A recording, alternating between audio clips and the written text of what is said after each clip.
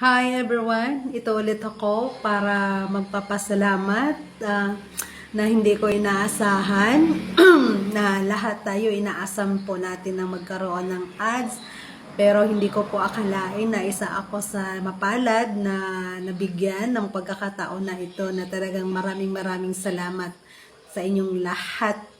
Patuloy na tumangkilik sa aking mga video at patuloy na nanonood talaga. Maraming salamat sa inyo.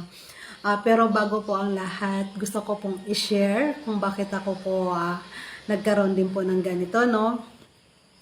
Ako po talaga'y dumanas din po sa, as in talagang nawawala na ng pag-asa.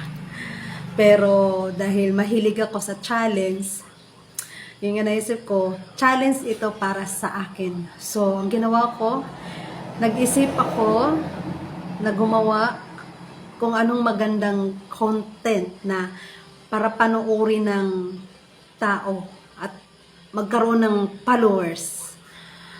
So sa awa naman, talaga namang hindi naman po ako nabigo talaga. Sabi nga, huwag talagang manghina, huwag kang magpanghinaan ng loob, dapat talaga magiging matatag ka at talagang mag-isip kung ano pa yung kakaganda ng ating content.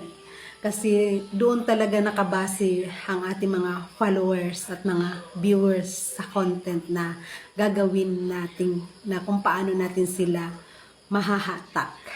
So yun nga guys, nakakatuwa talaga. So tuloy-tuloy lang tayong gumawa ng mga content na magaganda na talagang panonoorin ng people.